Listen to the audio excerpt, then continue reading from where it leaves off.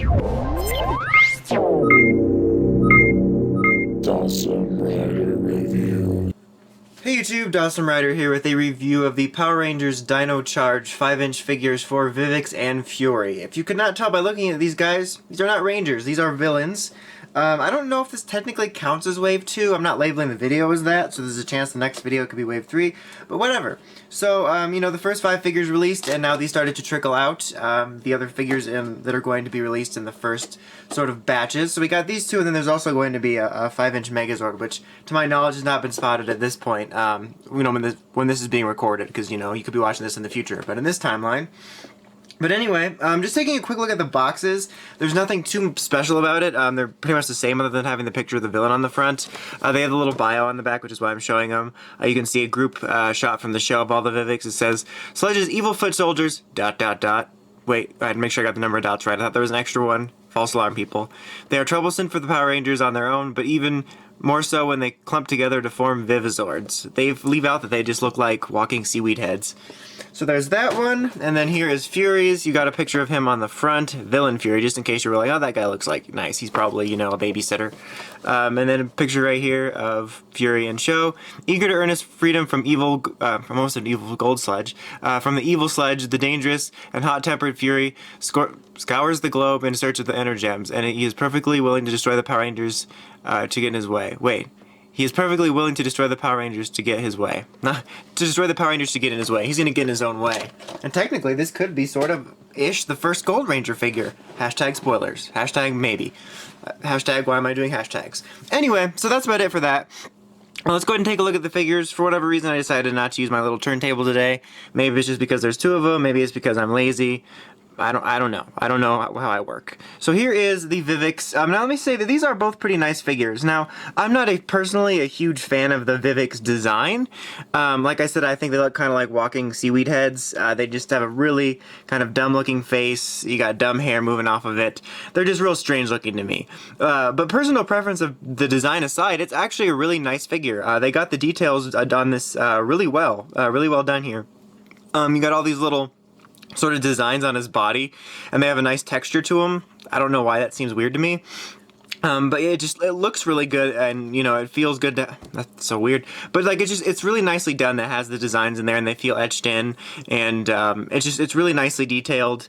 You got the little symbol there. The head's not bad. You do have the solid green piece of seaweed head, but there's really no other way to do that. I think it would be weird if it was cloth. You got the little spikes over here.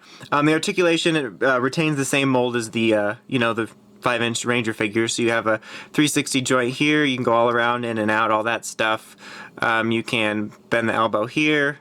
You can swivel his little hand. You got a nice little ball joint here on his leg, so you get some pretty solid range of motion there. Single knee joint. You can swivel that a little bit. You can move his head up and down a little bit and back and forth. It's pretty hindered by his little back piece there, but same articulation as the Rangers, and I don't have any loose joint problems with him. I don't think I had any with my Dino Charge figures so far, but he in particular feels really solid. I don't even feel like, you know, sometimes you get figures and they don't have loose joint problems, but you can almost tell that they're going to. But it's not the case with him. He's really a solid figure, a really nice henchman figure there. Like I said, I'm not a huge fan of the design, but the figure itself is well done. Alright, now here we have Fury here. He comes with his little sword.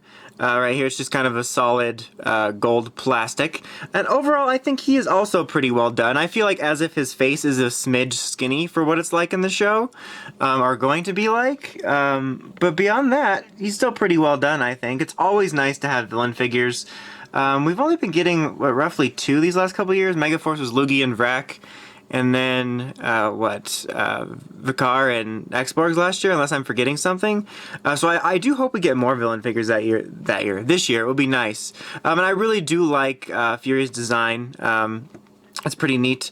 I really don't have too many problems with it. I mean, there probably could be some details a little more fleshed out in some areas if you really nitpicked at it, but for the most part, he's really well done. Despite the fact that I feel like his head's a little skinny, I feel like it's a little bit wider in the show, it still captures it pretty well, I think. They got the face details, you know, pretty well. That's awesome. Awesome, our smart reviewer. They got Face Deal pretty well. But yeah, I think they did a good job on it. I mean, it captures it from the show. Like I said, the only nitpick is that it's a little skinny. You got a creepy, what looks like a baby head here. Little designs on here. You got these little spikes protruding off his thorns, which are like claws. And little claw or blades here.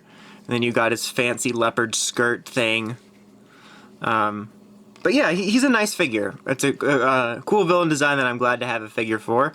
His articulation at the base is largely the same. You know, you have the same arms here. You can go in and out, all around, all that stuff. Head can move up and down a little bit. It's a little more hindered by this back main piece here. You can, you know, do 360 creepy stuff, which makes more sense if you're a villain.